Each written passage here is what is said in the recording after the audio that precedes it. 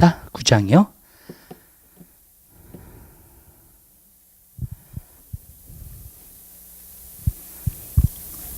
18절서부터 21절까지 있는 말씀 찾으셨으면 우리 한 목소리로 보겠습니다.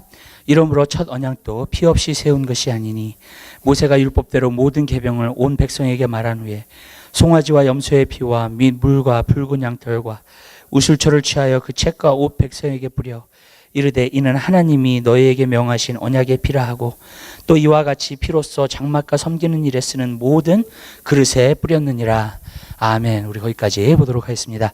우리가 지난번에 하나님 말씀을 나누면서 우리가 하나님 나라의 기업을 우리가 얻었다고 말씀하고 있습니다. 그래서 우리가 하나님의 자녀가 된 것은 하나님 나라의 기업을 얻었는데 그것이 뭐냐? 하나님의 나라입니다. 우리 안에 있는 하나님의 나라를 우리는 기업으로 받은 사람이라고 말씀을 드렸습니다. 그래서 여러분들이 그 하나님의 나라의 기업을 여러분 마음속에 간직하시고 여러분들 살게 되시기를 주님의 이름으로 부탁드려요. 만약에 그 하나님의 나라가 여러분 안에 있다면요, 그 하나님의 나라는 정말로 그 큰 나라고요, 또 굉장한 나라고요, 그리고 온전한 나라인 줄 믿으시길 바라요. 근데 우리가 하나님의 나라를 갖고 있으면 자꾸 마귀가 공격을 해요. 그래서 그 하나님의 나라를 자꾸 빼앗으려고 합니다. 의와 평강과 기쁨을 자꾸 빼앗으려고 하는 것이 또 마귀의 택틱입니다. 그래서 마귀는 도적질하고 죽이고 멸망시키기 위해서 오는 거기 때문에 계속해서, 그러니까 그리스도인들이 정말 해야 될 것이 무엇인가? 정말 하나님의 나라를 지켜야 된다는 거. 그래서 잠언에 보면은 내 마음을, 무엇보다도 내 마음을 지키라 그랬어요. 왜 마음을 지키라 그랬냐면은 마귀가 틈타기 때문에 그래요. 그러니까 우리 마음에 있는 것들을 하나님의 나라를 도둑질해 가기 시작하고 그러면은 우리도 영적으로 어떤 부분에서 보면 멸망당할 수 있다는 거예요. 그래서 도적질하고 죽이고 멸망시키기 위해서 마귀는 왔는데 그렇게 된다는 거예요. 근데 그게 큰 것으로 시작하지는 않습니다. 도둑질로 먼저 시작하고 그다음에 죽이는 단계로 가고 그다음에 멸망시키는 단계로 가는 거예요. 그래서 그렇기 때문에 여러분들이 항상 방비하고 있어야 된다는 거예요. 그게 바로 그리스도인의 삶이에요. 그리스도인의 삶은 내가 항상 기뻐할 수 있도록 지켜야 되고요, 정말로 내가 항상 평안할 수 있도록 기도해야 되고요. 아멘. 그리고 정말 항상 의의 뜻을 따라서 삶으로 말미암아 정말로 항상 평안이 있을 수 있도록 해야 될 줄 믿으시기 바랍니다. 근데 제가 항상 얘기하는 것은 의를 따르지 못하면 여러분 삶 가운데서 반드시 평안은 빼앗깁니다. 그러니까 하나님한테 불순종하면서 산다던가 하나님의 뜻대로 살지 않는다던가, 그래서 의를 지키면서 살지 않으면 항상 내 마음은 평안이 빼앗기게끔 되어 있어요. 그렇기 때문에 여러분 항상 평안이 여러분 안에 있을 수 있도록 그것을 방비하고 지키면서 살게 되시기를 주님의 이름으로 부탁드리고, 그것이 여러분의 신앙생활이 되게 되시기를 주님의 이름으로 부탁드립니다. 또 두 번째로 제가 여기서 저번에 말씀드렸던 건 뭐냐면 우리는 확실한 것이 있다는 거예요. 확실한 것이 있기 때문에 평안이 있다는 겁니다. 그게 뭐냐? 약속이라는 겁니다. 그 약속의 기업이라 그랬어요. 그렇기 때문에 그 기업의 약속을 통해서 우리는 어떻게 되느냐? 바로 확실한 것 가운데서 살 수 있다는 거예요. 여러분, 확실하지 않기 때문에 불안한 겁니다. 사실요. 확실하지 않으니까 자꾸 불안함이 우리 마음속에 찾아오는 거예요. 근데 말씀은 확실해요, 여러분. 기업의 약속은 정말로 확실합니다. 여러분들이 그 붙들고 여러분들이 순종해서 가면은 반드시 그것이 이루어지게 돼 있는 줄 믿으시기 바랍니다. 근데 믿음이 뭐냐? 많은 사람들이 물어봐요. 저는 그렇게 생각해요. 여러분들이 말씀에 순종하면서 계속해서 인내를 가지고 살면 그게 여러분의 믿음이 되는 거예요, 결국은. 그리고 그 말씀은 그대로 여러분 삶 가운데 이루어지게 될 것을 믿습니다.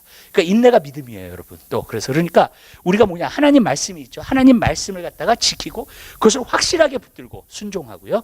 그 다음에 그 순종을 반복적으로 인내로 계속하게 되면 어떤 역사가 일어나냐? 그 말씀이 여러분 삶 가운데 그대로 이루어져요. 그렇기 때문에 그것이 바로 우리의 믿음이 되는 줄 믿으시기 바라요. 그런데 오늘날은 그러한 믿음을 보겠느냐? 예수님이 말씀하셨어요. 그러니까 마지막 때에 그러한 믿음을 보겠느냐? 그러니까 뭐예요? 인내가 없다는 거예요, 여러분. 하나님 말씀을 끝까지 붙들고 나아갈 수 있는 그런 믿음의 인내가 없어요. 예. 왜냐하면 이제 환경적인 것, 지식적인 것들이 너무나 많이 우리 가운데 들어왔기 때문에 그래요. 그래서 인내를 못하는 거예요, 지금 시대가요. 그래서 진정한 믿음을 만들어내지를 못하고 있는 거예요. 그래서 저는 여러분들이 그 믿음 가운데 여러분들이 늘 사는 귀한 역사가 있게 되시기를 바랍니다. 오늘 말씀을 보면서요, 18절에 이러므로 첫 언약도 피 없이 세운 것이 아니니. 그래서 우리가 한 가지 알 수 있는 것은요, 예수님께서 십자가에 달려 돌아가셔서 피를 우리에게 보여주시기 전에 구약에서는 벌써 계속해서 피를 통하여서 제사를 드린 것을 우리가 볼 수 있습니다. 그래서 우리가 보면은 번제도 그렇고요, 그 다음에 화목제도 그렇고요, 속죄제도 그렇고요, 속건제도 그렇고 다 짐승으로 드리는 정말로 피를 흘리는 제사였다는 거예요. 그렇기 때문에 그 피를 흘림으로 말미암아 결국 어떻게 되느냐? 죄사함을 갖다가 받을 수 있는 것을 말해주고 있어요. 그러니까 첫 번째 언약도 그것을 우리에게 보여준다고 말씀하고 있는 거예요. 그렇다면 예수님께서 이 땅에 오실 것을, 예수님께서 예수님께서 정말로 하나님의 죄를 지고 가는 하나님의 어린 양이라는 것을 나타내고 있는 것인 줄 믿으시기 바랍니다. 그리고 신약에 와서는 이제 예수님께서 이 땅에 오셔가지고 결국에는 우리에게 정말로 보혈의 피를 보여주심으로 말미암아 우리가 죄 사함을 받을 수 있는 것에 대해서 이야기하고 있는 거예요. 그래서 히브리서 기자는 계속해서 구약하고 신약을 갖다가 계속해서 번갈아 가면서 비교를 하고 있고요. 그 다음에 결국에는 구약에서는 이렇게 행했는데 바로 그 모든 것이 예수님의 상징이었다는 거, 그리고 예수님의 그림자였다는 거, 그리고 예수님은 실체라는 것을 말씀하고 있다는 겁니다. 그래서 그것을 계속해서 반복해서 이야기하고 있는 것을 볼 수 있어요. 그래서 예수님의 보혈의 피로 우리가 정말로 죄사함을 받고 정말로 새롭게 된 것에 대해서 여기서는 이야기하고 있습니다. 19절에 보면은 모세가 율법대로 모든 계명을 온 백성에게 말한 후에 송아지와 염소의 피와 및 물과 붉은 양털과 우슬초를 취하여 그 책과 온 백성에게 뿌려와 그랬습니다. 여기서 보면 우리가 한 가지 알 수 있는 것은 이것은 다 깨끗하게 하는 것을 말하고 있는 거예요. 그러니까 뭐냐면 요셉대로 모든 계명을 온 백성에게 말한 후에 송아지와 그다음에 염소의 피와 그다음에 물과 붉은 양털과 우슬초를 취하여, 그러니까 이 모든 것은 바로 무엇을 말하냐면 정말 예수 그리스도께서 그 보혈의 피를 갖다가 씻음으로 말미암아 우리의 죄가 씻음 받는 것에 대해서 이야기를 하고 있는 겁니다. 근데 여기서 보면 우리가 한 가지 알 수 있는 것은 뭐냐면 송아지를 갖다가 잡아가지고, 그러니까 여기서 보면 우슬초라는 게 나오죠. 우슬초라는 게 나오는데 우슬초는 뭘로 만드냐면요, 암송아지를 갖다가 번제로 합니다. 그래가지고 번제로 태웁니다. 그래서 머리에서 발끝까지 완전히 다 태워가지고 재가 되죠. 그죠? 네, 완전히 다 태우면 재가 되죠. 그 재를 갖다가 물에 섞습니다. 그것이 우슬초입니다. 그것이 사람들을 갖다가 물을 뿌리면서 정결하게 할 때에 그 물을 갖다가 사용하는 거예요. 그래서 여기서 송아지가 들어가는 것이 바로 그 우슬초를 갖다가 만들기 위해서, 그러니까 사람을 갖다가 깨끗하게 하는 그것을 갖다가 도구로 만들기 위해서 여기서는 그 송아지를 갖다 얘기하고 있습니다. 또 염소의 피라고 여기서는 얘기하고 있어요. 그건 뭐냐면 속죄일 때 염소를 갖다가 2마리를 갖다가 고릅니다. 그래가지고 한 마리는 잡아가지고 속죄제로 드립니다. 주님 앞에. 그리고 그 대제사장은 그 피를 가지고 어디까지 들어가냐면 그 1년에 한 번씩 지성소에 들어갑니다. 그리고 지성소에 들어가가지고 거기 앞에 뭐가 있냐면은 언약궤가 있죠. 그 언약궤 위에다가 그 보혈의 피를 갖다가 뿌립니다. 그리고 백성의 죄와 그 다음에 자기의 죄, 그리고 제사장들의 죄, 그 모든 죄를 갖다가 거기서 주님 앞에 고백하고 그 다음에 거기서 죄 사함을 갖다가 받는 그러한 일을 합니다. 그리고 다른 염소는 광야로 내보냅니다. 그래가지고 그렇게 해가지고 그 속죄일이 그렇게 끝나는 것을 갖다가 우리가 볼 수 있어요. 그래서 여기서 말하고 있는 송아지나 염소나 이렇게 말하고 있는 그 모든 것은 다 무엇을 상징하냐면 깨끗하게 된다. 우슬초라는 것도 그래요. 이거 나뭇가지에다가 이 물을 갖다가 하셔가지고 사람들한테 뿌려요. 그래서 그것을 갖다 제사장이 뿌리면 그 사람이 정결케 되는, 그러니까 이 정결케 되는 예식이요, 구약에는요 얼마나 많은지 몰라요. 그리고 얼마나 복잡한지 모릅니다. 그것이요. 근데 우리가 한 가지 알 수 있는 것은요, 예수 그리스도를 통해서 우리가 구원받았다는 거, 깨끗하게 되었다는 거, 그것이 얼마나 놀라운 일인지 모른다는 거예요. 그러니까 그때 거기서는 절차를 밟아가지고 다 하잖아요. 지금 우리는요, 예수 그리스도를 통해서 직접 정말로 예수 그리스도의 보혈의 피를 믿기만 하면, 우리가 보혈의 피를 그리고 회개만 하면 우리가 정말로 제사함 받게 되고 깨끗하게 되는 것을 갖다가 말해주고 있어요. 그러니까 이 우슬초나 아니면 암송아지나 아니면 정말로 여기서 말하는 염소나 그 모든 것은요, 바로 무엇을 상징하느냐? 예수 그리스도를 상징하고 있고요. 또 예수 그리스도를 통해서 사실 성령이 우리 안에 들어오셔서 우리를 갖다가 깨끗하게 하는 그러한 역사를 하나님이 베풀어 주신 줄 믿습니다. 그래서 이게 깨끗하게 정화되는 것에 대해서 이야기를 하고 있어요. 근데 왜 정화되는 것이 왜 중요한가? 여러분들이 정화되셔야지만이 하나님을 가까이 할 수 있습니다. 그러니까 저는 한 가지 느낀 게 있어요, 여러분. 내가 더럽잖아요. 절대로 하나님이 가까이 안 하세요. 근데 내가 주님의 보혈의 피로 깨끗하심을 받잖아요. 그러면 주님이 가까이 하심이 우리에게 오게 되는 줄 믿으시기 바라요. 성경에 보면 여호와를 가까이 하는 것이 너의 복이라 그랬습니다. 무슨 말이냐면 하나님은 우리를 가까이 하시고 싶어 하세요. 그리고 우리와 교제하고 싶어 하십니다. 근데 문제는 뭐냐면 항상 죄의 문제예요. 항상 더러움의 문제입니다. 그렇기 때문에 그것을 통해서 그러니까 오늘날 그리스도인들도 보면은 제가 한 가지 안타까운 것이 있어요. 그것은 뭐냐면 우리가 지금 이 신약 시대에 주님의 임재를 경험할 수 있어요, 없어요? 분명히 있잖아요, 그렇죠? 근데 분명히 있음에도 불구하고 주님의 임재를 경험하지 못한다는 거예요. 그리고 왜 그러느냐? 하나님이 멀리 계셔서 그러는 어떤 부분에서는 우리 안에 죄악과 또 우리 안에 나도 모르는 죄, 또 어쩔 때는 정말로 정화되고 깨끗하게 하심을 받지 못하는 것에 대해서 하나님이 우리와 멀리 계시는 것을 우리가 알 수 있게 된다는 거예요. 그러니까 어떤 부분 보면 그냥 무감각해, 마음도 그렇고 우리의 영적인 것도 그렇고 우리의 영도 그렇고 그것이 자꾸 더러워지면 어떻게 되느냐, 하나님을 감각하지 못하게 되는 거예요. 그래가지고 하나님을 감각하지 못함으로 말미암아 주님의 임재나 주님이 주시는 평안이나 주님이 주시는 기쁨을 누리지 못하게 된다는 겁니다. 그렇기 때문에 여러분, 이 정화되는 작업은요 너무너무나 중요한 거예요. 그래서 깨끗하게 되는 작업은 굉장히 중요합니다. 그래서 레위기에서는 계속해서 그것을 갖다가 말하고 있는 것을 우리가 볼 수 있어요. 근데 여러분 삶 가운데서 정말로 정화되고 깨끗함이 여러분 삶 가운데 늘 있게 되시기를 바라요. 여러분들이 주무실 때에도 정말로 정화되게, 정말로 아침에 일어났어도 주님 저녁 예배 보혈의 피로, 그 다음에 정말로 나를 씻어달라고 깨끗하게 해달라고 여러분 기도하게 되시기를 바랍니다. 여러분들이 정화되지 않으면요 하나님과 자꾸 멀어지게 되어 있는 거예요. 그러니까 저는 여러분들이 하나님과 가까이 하면서 사는 여러분들 그리스도인이 되시기를 주님의 이름으로 부탁드립니다. 오늘날 많은 그리스도인들이 제가 말씀드리는 것 가운데서 왜 감각이 없냐고 제가 말씀을 드리는 거냐면, 사실 이렇게 말을 하는 거 보면 자기가 느끼고 감각하는 것을 말해요. 사람들은요. 그렇잖아요. 예.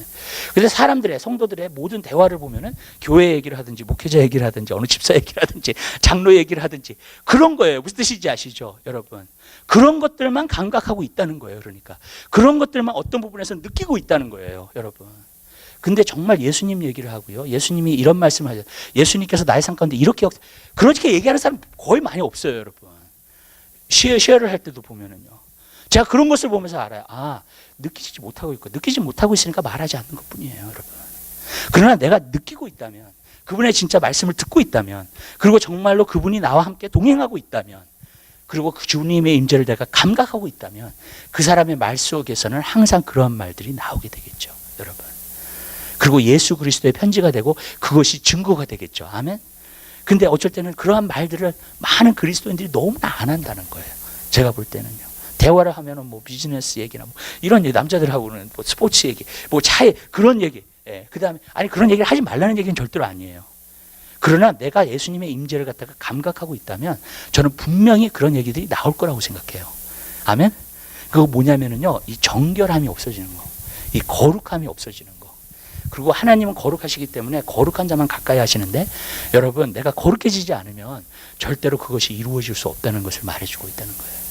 그러니까 저는 여러분 삶 가운데서 살아계신 하나님을 섬기게 되시기를 주님의 이름으로 부탁드립니다. 여러분, 아멘?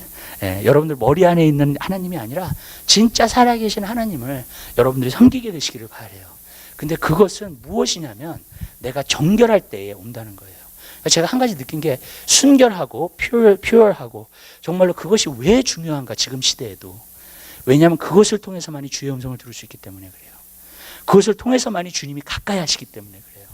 구약에서 그렇게 많은 절차를 베푸신 이유 중에도 그것은 무엇이냐면 하나님이 가까이 하시기 위해서였어요. 하나님의 백성을요. 그래서 하나님께서는요, 그 장막 가운데에서 그들이 장막에 거했잖아요. 광야에서요. 그 가운데 더러운 것을 가져다 주지 못하게 했어요. 부정한 것을 가져다 주지 못하게 했어요. 왜냐? 그 장막 가운데 내가 거하기 때문에, 하나님이 거하시는 거기 때문에. 여러분, 우리가 그것을 분명히 알아야 돼요. 여러분, 우리가 아무리 악한 세대에 살고 지금 어두운 세대에 살아도 여러분들은 정결하셔야 돼요. 아멘? 순결해야 됩니다. 그럴 때만이 주님의 가까이 하심이 있어요. 주님의 말씀이 여러분에게 와요, 여러분. 근데 그렇지 않으면요, 저는요, 그래요. 어쩔 때는요, 진짜 하나님 없는 예배, 정말로 하나님이 계시지 않는 교회, 하나님이 함께 하시지 않는 성도, 여러분, 문제라고 생각해요. 아멘? 진짜로요, 여러분. 우리가 교회를 와도 주님을 못 만나고, 우리가 교회를 와도 주의 말씀을 듣지 못하고, 그렇다면 정말 심각한 문제 아니에요, 여러분. 여러분, 하나님은 살아계십니다. 우리 가운데 역사하세요. 아멘? 근데 정결한 사람이 그분을 만나요. 깨끗한 사람이 그분을 가까이 하게 돼요. 아멘? 여러분, 거룩해진 자가 정말로 주님 앞에 오게 되는 것인 줄 믿으시길 바랍니다. 그렇기 때문에 하나님께서는 레위기를 통해서 그렇게 많이 말씀하신 거예요. 정결 의식을 얼마나 많이 말씀하셨는지 몰라요. 근데 저는 여러분 삶 가운데서 그게 이루어지게 되시길 바라요. 여러분들이 정말로 죄에 대해서 어쩔 때는 가볍게 여기지 않고, 그래서 죄를 질 때 여러분 우리가 회개하고 죄를 자백하고, 아멘? 그리고 날마다 우리를 깨끗하게 하고, 왜냐하면 죄에 대해서도 둔해지기 시작하면 하나님과 멀어져요, 여러분. 예. 죄도 여러분들이 가볍게 여기기 시작하잖아요. 그럼 하나님과 멀어지게 돼 있는 거예요, 여러분. 우리는 하나님을 가까이 하는 백성이 돼야 돼요. 그리고 하나님을 가까이 하는 것이 복이라 그랬어요, 여러분. 그래서 그러한 역사가 여러분 삶 가운데 있게 되시기를 주님의 이름으로 잘 드려요. 그 다음에 이제 우리가 하나님 말씀을 보면서요. 보면은 19절, 20절이요. 이르되 이는 하나님이 너에게 명하신 언약의 피라. 여기서 보니까는 예수 그리스도의 보혈의 피가 우리의 언약의 피라는 거예요. 예수님께서 성만찬식을 처음에 하셨을 때 제자들을 모아놓고 이것이 피로 세우는 언약이라 그랬습니다. 내 피로 세우는 언약이라 그랬어요. 그러니까 여러분 하나님께서는 피로 언약을 세우신다는 거예요. 그리고 하나님께서 약속하시는 거예요. 언약이라는 게 뭔가 많은 사람들이 언약이라는 것은 한 가지 약속을 한다는 거예요. 하나님이 약속하신다는 거예요. 근데 이 피의 언약, 하나님의 약속, 그 하나님의 언약을 보면은 우리가 세 가지를 갖다가 우리가 볼 수 있습니다. 첫 번째로는 뭐냐면은 하나님이 일방적으로 약속하신다는 거예요. 정말이에요. 하나님이 일방적으로 약속을 하세요. 예, 여러분. 구약에서 보면 하나님이 네 사람하고 언약을 세웠습니다. 언약을 세운 거예요. 네 사람하고요. 첫 번째로는 노아하고 언약을 세우셨어요. 하나님께서요. 예. 그죠? 그래서 그들이 배에 나와가지고 하나님이 언약을 세우는데 어떤 무지개로 언약을 세우셨어요. 그죠? 예. 왜 언약을 세우셨어요? 왜냐하면 다시는 홍수로 멸하지 않겠다. 약속하신 거예요. 그러니까. 예. 근데 어떤 부분에서 보면 일방적인 약속이에요. 그렇죠? 예. 하나님께서 그냥 무지개를 딱 보여주시면서 그 노아가 제사를 드렸을 때 무지개를 딱 보여주시면서 그냥 하나님이 일방적으로 언약을 세우신 거예요. 여러분. 두 번째로 하나님 언약을 세운 사람은 아브라함입니다. 아브라함이 내가 너를 갖다가 창대케 하고, 그죠? 예, 그리고 너의 자손, 너의 씨를 인하여서 온 열방이 복을 받게 될 거야. 너를 저주하는 자는 저주하고 너를 축복하는 자는 축복하리라. 아멘. 그래가지고 예수 그리스도에 대한 언약을 아브라함을 통해서는 말씀하신 거예요. 그리고 또 세 번째 사람은 어떤, 그래서 아브라함도 일방적. 예, 하나님께서 그냥 택하시고 일방적으로 그냥 하신 거예요, 여러분. 그 다음에 세 번째로는 어떤 사람의 언약은 모세와 언약을 세우셨어요. 모세는 율법의 언약을 세우신 거예요. 그래가지고 너가 내 말에 순종하면 너가 복을 받게 될 것이고 너 말에 순종 안 하면 내가 저주가 임하게 될 것이다. 그래가지고 율법은 항상 어떤 기준을 말하고 이대로 살면 축복이요, 이대로 살지 않으면 저주다. 그게 언약이에요. 하나님께서 너가 그러니까 그렇게 살아라는 거. 내가 하나님의 율법을 너한테 주는데 그것도 일방적으로 하나님께서 하신 거예요. 그냥 모세를 통해서 애굽에서 백성들을 갖다 이끄셔가지고 광야에 데려가시고 시내산에서 율법을 갖다가 딱 주시면서 바로 말씀하신 거예요. 너가 이대로 살면 축복이고 이대로 살지 않으면 저주가 임할 것이다. 그 다음에 네 번째 사람은 다윗과 언약을 세우셨어요. 내가 너의 집을 영원히 세워줄 것이다. 왕권, 그 예수 그리스도의 왕권을 다윗의 왕권으로 비교해가지고요, 하나님께서 언약을 세우신 거예요. 근데 그게 다 뭐예요? 결국에는 하나님이 그것도 일방적으로 하신 거예요, 여러분. 근데 하나님이 일방적으로 했다는 것은 바로 무엇을 말하냐면 하나님의 주도권으로 택하셨다는 거예요. 맞죠? 하나님이 어떤 사람을 그냥 택하셨어요. 일방적으로. 예. 그렇죠? 일방적으로. 노아도 일방적으로 택하신 거고 아브라함도 일방적으로 택하신 거고 모세도 일방적으로 택하신 거고 그 다음에 다윗도 일방적으로 택하신 거예요.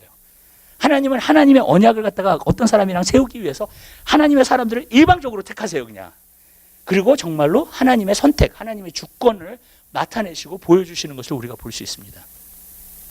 그렇기 때문에 저는 그런 생각이에요. 하나님은 일방적으로 택하시는 하나님이시구나. 근데 우리가 또 하나님이 택하신 사람들을 이렇게 보면은 어떤 사람은 그래요. 하나님 택하신 사람, 저 사람은 특별하니까. 아니에요. 굉장히 평범한 사람들을 택하셨어요, 여러분. 노아 같은 사람도 되게 평범한 사람이에요. 아브라함도 되게 평범한 사람이에요. 모세 같은 사람도 되게 평범한 사람이에요. 다윗 같은 사람도 되게 평범한 사람입니다.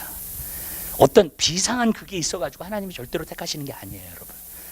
저는 그것을 한 가지 알았어요. 성경을 보면서요. 하나님께서 택하시는 사람들, 하나님이 일방적으로 언약을 맺으시는 사람이 그렇게 그냥 뭐 훌륭하거나 아니면 세상적으로 볼 때 뭐 똑똑한 그런 게 아니었다는 거. 예. 여러분, 하나님이 택하신 사람들이 그런 사람들이 아니어서 굉장히 평범한 사람들. 아브라함 보세요.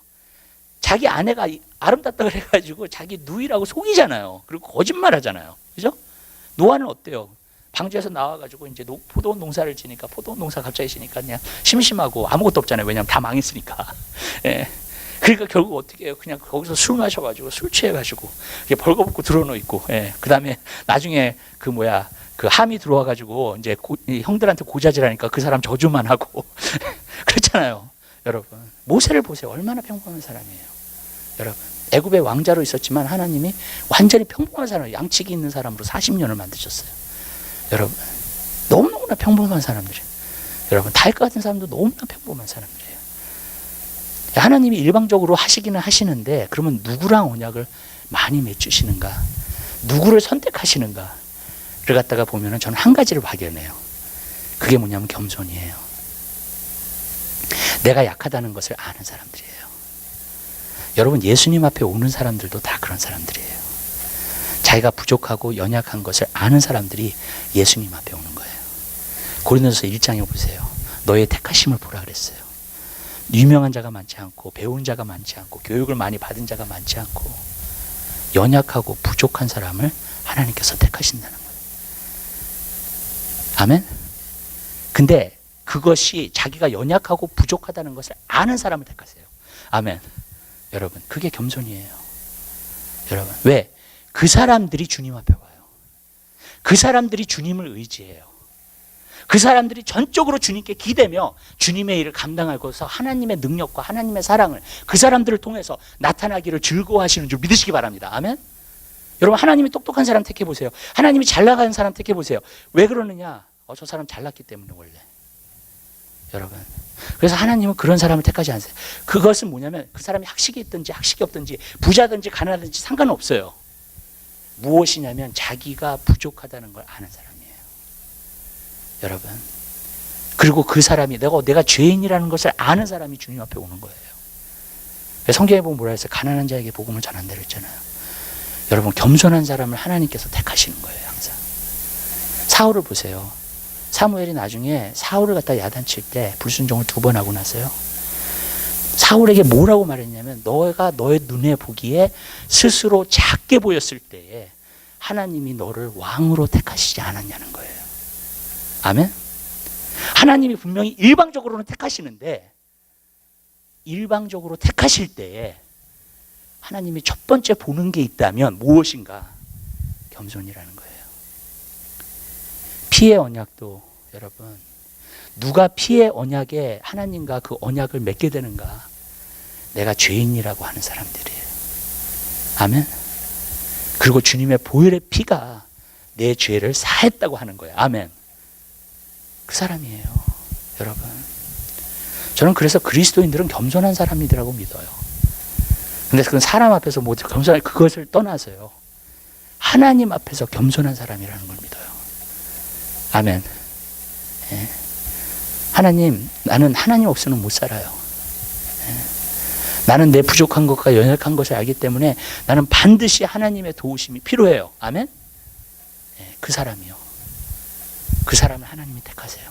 예. 두 번째, 만약에 하나님이 일방적으로 택하시지만 만약에 택하시는 사람이 있다면 그것은 어떤 것인가? 언약을 맺는 사람이 있다면 어떤 것인가? 하나님이 연단해서 다루심을 받을 수 있는 사람. 그러니까 하나님은 완전한 사람을 택하지 않으세요. 그러나 내가 이 사람을 택해서 연단해서 훈련해서 하나님의 사람이 될 수 있는 사람. 아멘? 그 포텐셜가 있는 사람을 하나님은 택하신다고 믿어요. 모세도 그래요. 아브라함도 다 부족함이 있어요. 노아도 그렇고요. 근데 한 가지는요, 내가 이 사람을 다루면 이 사람은 나한테 순종할 거야. 내가 이 사람을 다루면 하나님의 정말로 사람이 되어서 하나님의 일들을 감당할 수 있는 사람이 될 거야. 하나님은 그걸 아시는 거예요, 여러분. 그래서 그러니까 첫 번째는 겸손이고 두 번째는 내가 이 사람을 다룰 때 이 사람이 끝까지 순종하고 나한테 올 거야. 아멘? 그리고 훈련 받아서 진짜 마지막에는 정말 하나님의 사람이 되어서 하나님의 일을 할 수 있는 사람. 그래서 하나님의 사람은 다 훈련 과정이 있었고요. 하나님의 사람은 다 연단 과정이 있었어요. 모세도 그랬고요. 모세는 40년, 아브라함은 25년, 야곱은 21년, 다윗과 요셉은 13년. 그렇게 있었어요. 그들이 왕이 되기 전에. 하나님이 연단을 하신 거예요, 그들을요. 하나님 훈련하신 거예요. 왜? 하나님 쓰시려고. 여러분. 그러니까 만약에 하나님께서 내가 이 사람 연단하고 내가 이 사람 훈련하면 내가 쓸만한 그릇이 나오겠다, 이 사람에게. 그 사람을 저는 하나님이 일방적으로 택하신다고 믿어요. 하나님의 사랑이에요. 그게 하나님의 방법이에요. 어쩔 수 없어요. 그러나 하나님의 선택하시고 하나님의 언약을 맺으시는 건 일방적이에요. 그죠? 그건 분명해요. 두 번째, 하나님의 언약에 대해서 보면 영원하다는 거예요. 여러분, 이 보혈의 피에 언약을 갖다가 우리가 보면 한 가지 알 수 있는 것은 예수님이 보혈의 피를 언제 흘리셨어요? 2000년 전에 흘리셨죠. 그죠? 예. 그때서부터 세대가 있었을 거 아니에요. 그죠? 계속. 예. 그죠? 예. 제너레이션 있잖아요. 예. 세대가 계속 있잖아요. 그 세대마다 그 보혈의 피를 믿는 사람은 다 구원받아요. 아멘. 그 보혈의 피를 붙든 사람은 다 죄사함 받아요. 아멘. 여러분, 어느 세대든지 상관없어요. 그거는요. 그리고 오늘날 우리 세대까지 왔어요. 우리 세대까지 와서도 그 보혈의 피를 붙잡고 의지하는 사람은 죄사함을 받게 되고요. 그 다음에 하나님의 자녀라 일컬음을 받을 수 있게 되는 줄 믿으시기 바랍니다. 얼마나 놀라워요. 예수님이 앞으로 한 2000년 후에 오신다. 그럴 일은 없겠지만 제가 볼 때는요. 이 세대를 보면 여러분, 그러면 2000년 그 동안에도 계속해서 아멘, 주님의 보혈의 피를 믿는 사람은 구원을 얻게 되는 줄 믿으시기 바랍니다. 영원하다는 거예요. 여러분, 하나님은 하나님의 언약을 절대로 어기시지 않습니다. 주님의 보혈의 피를 믿고 누구든지 나오는 자는요 구원받아요. 아멘. 회개하고 믿는 자는 다 구원받게 되어 있어요. 여러분, 그것이 얼마나 놀라워요. 그건 개런티예요. 여러분, 영원하다는 것은 개런티하다는 거예요. 하나님이. 여러분, 어느 세대든지 주님을 믿고 나아오는 자에게. 여러분, 근데 우리가 보혈의 피를 뭘 해야 되느냐면 두 가지를 해야 돼요. 우리가 해야 될 거는 첫 번째는 회개를 해야 돼요. 우리의 죄를 회개해야 돼요. 두 번째로는 믿어야 돼요. 근데 이런 거예요. 회개는요, 처음에 있는 일들이 많아요. 그게 나의 진정한 변화를 일으켜주는 거예요. 나의 인생의 방향을 바꿔주는 거예요. 아멘? 여러분, 그게 회개예요. 진정한 회개는 완전한 방향을 바꿔요. 나의 삶 가운데. 이제는 세상을 따라서 나를 따라서 아니야. 예수 그리스도를 따라서 살아요. 아멘? 그 방향이 완전히 바뀌어진 거예요. 나의 삶 가운데. 그게 회개예요. 여러분, 그래서 회개가 먼저 있어야 돼요. 여러분. 예. 그 다음에 믿음이라는 것은 삶에 나타나요. 삶에서. 예. 진짜 믿는 건 삶이에요. 우리가 신앙생활 한다 그러죠. 그건 믿음의 삶을 나타내고 있는 거예요. 근데 뭘 믿는 거예요? 두 가지를 믿는 거예요. 예수님에 대해서. 예수님이 나의 구세주요, 나의 주인이라는 걸 믿는 거예요. 아멘. 그러니까 나의 구세주라는 것을 믿으면 내가 죄사함을 받았다는 것을 믿게 되죠. 아멘. 내가 정결하게 된 것을 믿어요. 회개한 다음에. 믿으면요. 두 번째로는 뭐예요? 여러분, 그것뿐만이 아니죠. 예수님이 나의 주인이야. 아멘. 그건 뭐예요? 내가 순종하면서 살아요. 그분께. 예수님이 정말 주인이라고 믿는다면요. 예수님이 그랬잖아요. 나보고 왜 주여 주여 하면서 내가 하라는 대로 너는 하지 않느냐는 거예요. 왜 아버지의 뜻을 행하지 않느냐고요. 아멘. 주여 주여 하는 게 문제가 아니에요. 예수님을 주님이라고 불렀다 그래서 구원받는 게 아니에요. 여러분들이 정말 구원받으셨어요? 그러면 예수님이 주님이세요. 그죠? 그럼 그분의 뜻을 알고 그분의 뜻에 순종해요. 여러분, 그게 믿음의 삶이에요. 이제 여러분, 이제 삶으로 연결되는 거예요. 그게 언약이에요. 영원한 언약이에요. 그 사람은 구원받은 사람이에요. 영원히 구원받아요. 아멘? 여러분, 왜? 하나님의 언약은 영원하기 때문에. 그러나 진짜 회개했느냐, 진짜 믿었느냐가 중요한 거예요. 아멘? 그리고 진짜 회개하고 진짜 믿었으면 그 사람은 구원받아요. 어느 시대든지 상관없어요. 구원받아요. 마지막 때는 시대가 악해요. 그래도 구원받아요. 그 사람은. 아멘? 여러분, 예수님 오시면 들림 받아요. 그런 믿음을 가진 사람은요. 제가 제자형에서도 조금 얘기를 했어요. 무슨 얘기를 했냐면요, 제대로 신앙이 들어오면 다 되는구나. 그냥 그 다음에는 진짜 신앙을 가지면 그 다음부터는 다 돼. 어려움도 이겨요. 믿음으로. 왜? 진짜 믿음을 갖고 있으니까.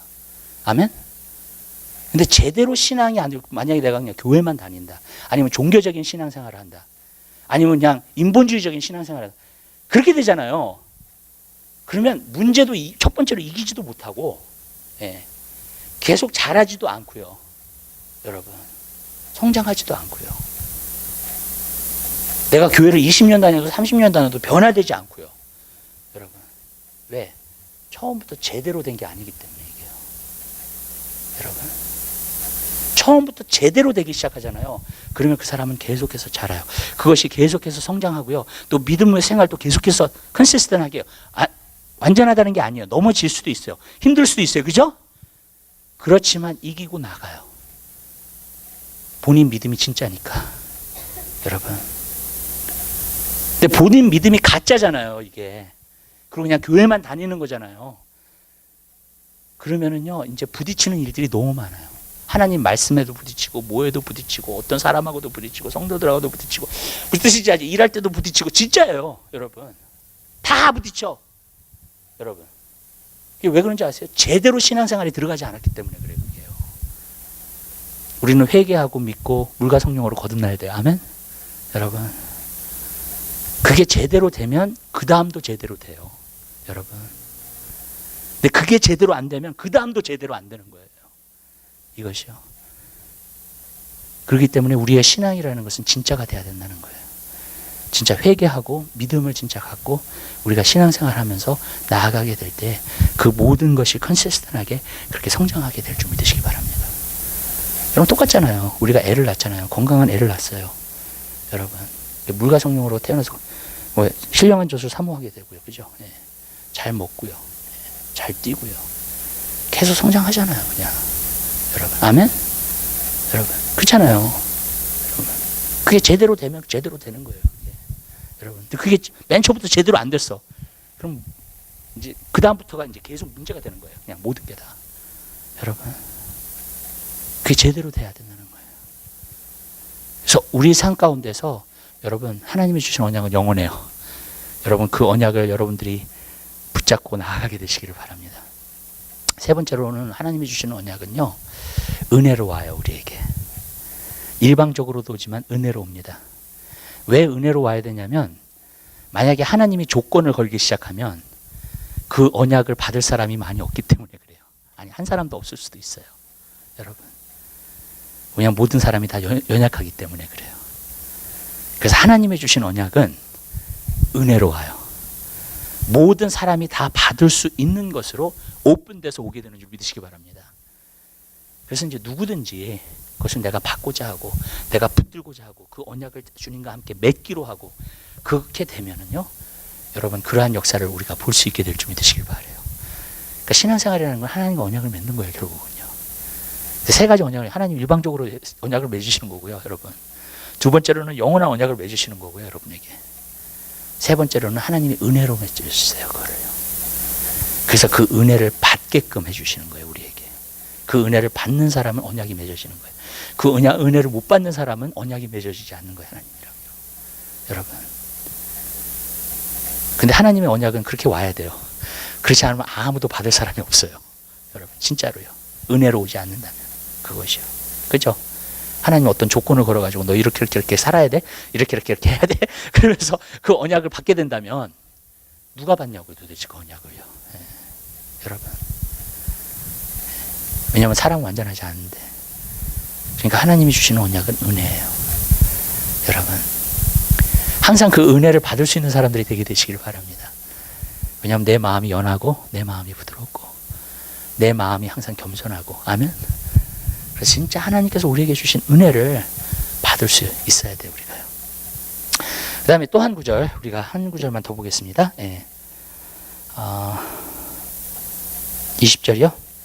21절이요. 또한 이와 같이 피로써 장막과 섬기는 일에 쓰는 모든 그릇에 뿌렸느니라. 예수님의 보혈의 피를 갖다가 그러니까 그 짐승의 피를 갖다가 모든 성막에 있는 물건에 다 뿌렸어요. 예. 그것이 그 보혈의 피의 능력입니다. 예. 근데 보혈의 피의 능력은 두 가지를 나타내고 있다고 생각해요. 저는요. 첫 번째로는 죄 사함을 줘요. 예. 그렇기 때문에 보혈의 피를 그러니까 깨끗하게 되는 거예요. 죄에서 씻음을 받기 위해서 깨끗하게 되기 위해서 하나님께서 주시는 겁니다. 그러니까 여러분에게 예수 그리스도의 보혈의 피가 뿌려졌다는 것은 바로 무엇을 말하냐면 내가 깨끗하게 되었다는 거예요. 정결하게 되었다는 거예요. 그리고 내가 성막에서 정말 하나님이 쓰실 수 있는 그러한 도구가 되었다는 거예요. 그것을 말해주고 있어요. 그래서 모든 그 성막에 쓰는 물건들은 다 보혈의 피로 바릅니다. 정결하게 되는 거, 깨끗하게 되는 거. 그래서 저는 여러분이 날마다 예수님의 보혈의 피로 정결하게 되고 깨끗하게 되게 되시길 바라요. 그러면요, 그냥 펠로우십은 그냥 이루어져요. 하나님과. 아멘? 여러분, 하나님과 펠로우십은 그냥 이루어지게 되어 있어요, 여러분. 근데 그게 안 되면 펠로우십이 안 돼요. 그 다음에 하나님이랑. 예. 죄는 항상 막힌 담이 되기 때문에 그래요. 그러니까 이게 힘든 거예요, 사실은요. 또 이 죄악이 많은 세상, 유혹이 많은 세상 가운데서 정결하게 산다는 건 참 힘들거든요, 여러분. 근데 여러분, 한 가지 믿어야 될 것이 있어요. 그건 뭔지 아세요? 예수님의 보혈의 피는 능력이 있습니다. 아멘. 우리가 넘어질 수 있어요. 죄 지을 수 있어요. 아멘. 그러나 우리가 우리의 죄를 자백하면 그는 미쁘시고 의로우사 우리의 모든 죄를 사하여 주신다 그랬어요. 아멘. 그 말은 깨끗하게 해주신다는 거예요. 근데 여러분들이 진정으로 회개하고 자복했다면 여러분의 죄는 깨끗하게 돼요. 아멘. 그러니까 내가 내 죄를 자백하는 사람이 깨끗하게 되는 거예요. 이 시대 가운데서도요. 아멘. 여러분, 하나님이 그 죄의 자백이나 그런 것에 대해서 하나님이 저한테 한 가지 보여주신 게 있었어요. 근데 그게 뭐냐면은, 여러분들이 죄를 자꾸 자백하잖아요. 그러면 깨끗하게 하십니다, 하나님. 그리고 여러분의 죄를 사하십니다. 그런데 여러분들이 자백을 안 해요. 만약에 죄를 가볍게 여겨요. 그렇게 되면 어떻게 되느냐? 딱딱해집니다, 마음이.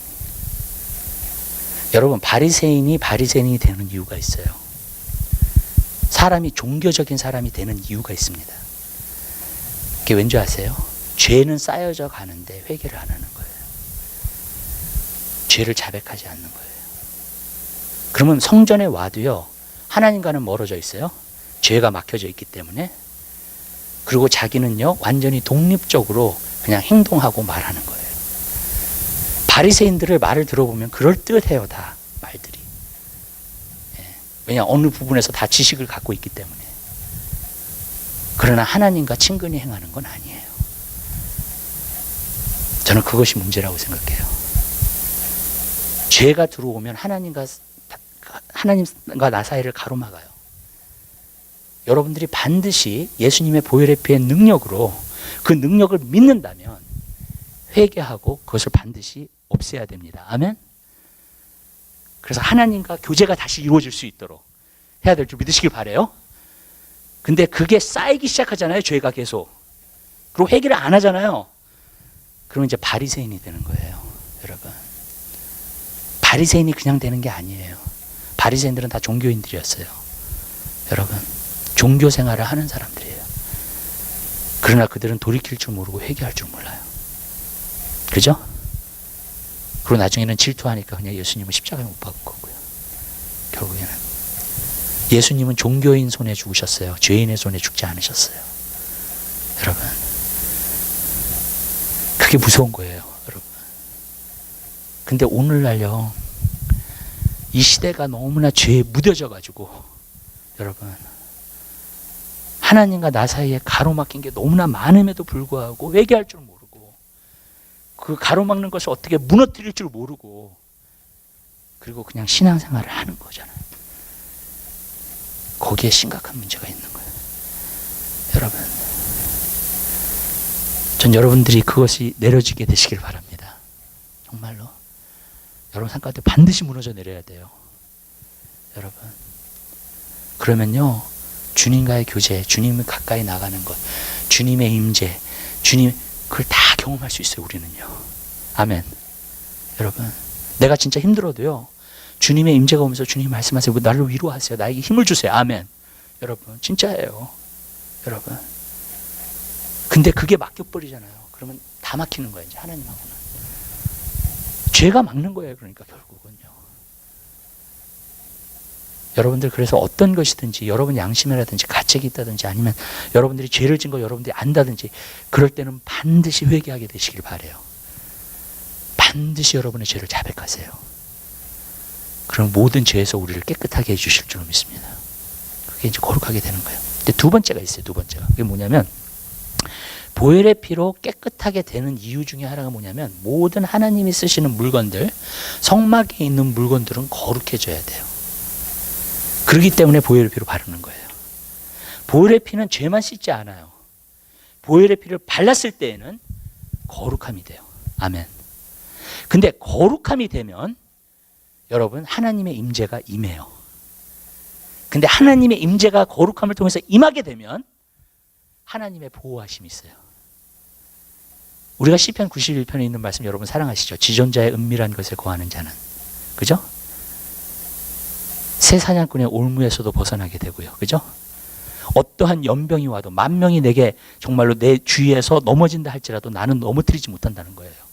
왜 그래요? 지존자의 은밀한 곳에 거하기 때문에. 하나님은 거룩하세요. 우리도 거룩해져야 돼요. 아멘? 그러면 주님의 임재가 임해요, 그냥. 근데 주님의 임재는 그냥 임하는 게 아니에요, 여러분. 여러분의 삶의 모든 것을 보호해 주세요. 믿으시죠? 아멘? 그게 지존자의 은밀한 곳에 거하는 거예요, 우리가요. 그러면 하나님의 보호하심을 받을 수 있어요. 여러분, 이 세상은요, 너무 불완전해요. 급하게 모든 것이 다가올 수도 있어요. 요번에 그 헤이리에서 그 허리케인 매튜 왔잖아요. 지금 500명이 넘게 죽었어요. 헤이리 같은 곳은요. 지금 이제 그게 플로리다에 지금 왔고요.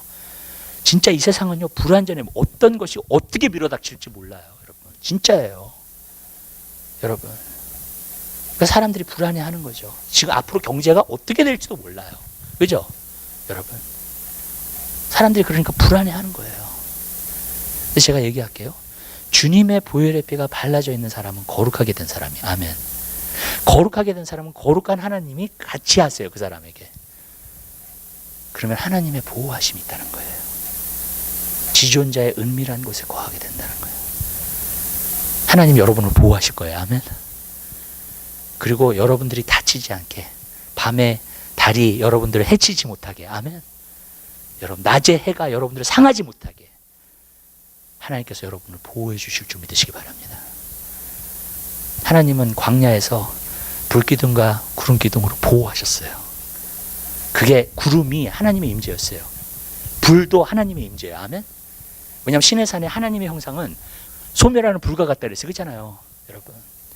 스가랴 2장에 보면 하나님께서 예루살렘에 돌아왔는데 그 예루살렘을 불성곽으로 하나님께서 포위하시겠다 그랬어요. 하나님 자신이. 여러분, 불성곽이면 어느 짐승이 달려들어요, 거기를요. 여러분, 하나님의 보호하심이 있다는 거예요.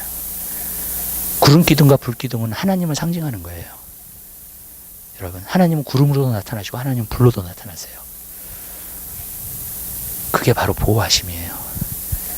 하나님이 나와 함께 하신다고 하는 것은 하나님의 보호하심이 있다는 거예요, 나의 삶 가운데. 전 여러분들이 그 보호하심 속에 들어가게 되시길 바라요. 그렇기 때문에 주님의 보혈의 피를 자꾸 발라야 돼요. 아멘? 여러분, 자꾸 죄를 자백해야 돼요. 회개해야 돼요. 왜냐하면 그 임재 가운데서 벗어나잖아요. 보호하시면서 떠나는 거예요. 근데 그것이 얼마나 불안한 삶인지 몰라요. 저는 과거에 문제를 많이 당했어요. 물론 하나님께서 그 문제들을 통해서 연단하시고 또 그 문제들을 다 해결해 주셨어요. 그런데 한 가지, 내가 이것을 미리 좀 알았으면 문제가 터지기 전에 보호하심을 받을 수 있었을 텐데, 그런 생각을 많이. 내가 예수님의 보혈의 피가 얼마나 놀라운 능력이 있는 줄 알았으면 문제가 정말로 심각해지기 전에 하나님의 보호하심 가운데, 여러분, 그래서 어떤 부분에서는 가슴앓이를 너무 많이 한 거예요. 소화 기능도 너무 안 좋아지고요. 정말로요. 진짜로 많이 힘들어서. 주님의 보혈의 피의 능력이 나를 거룩하게 만들므로 주님의 임재가 있게 해서 그 보호하심이 있는 걸 알았더라면, 문제가 생기기 전에 문제를 막을 수 있었을 텐데, 저는 그런 생각 많이 해요. 그래도 지금이라도 깨달은 게 다행이에요. 아멘? 여러분 삶에 하나님의 보호하심이 있을 걸 믿습니다. 그리고 어떠한 것이, 어떠한 짐승도, 어떠한 것도 여러분에게 여러분을 해치지 못하고 여러분들이 승리하게 될 것을 저는 믿어요. 여러분, 그 보혈의 피 아래 여러분들 거하게 되시길 바라요. 매일 바르세요. 가정에도 바르시고요. 매일 주님의 보혈의 피를 바르세요. 그래서 그곳을 거룩한 장소로 여러분 만들게 되시기를 주님의 이름으로 부탁을 드려요. 기도하겠습니다. 사랑의 주님, 감사합니다. 히브리서를 통해서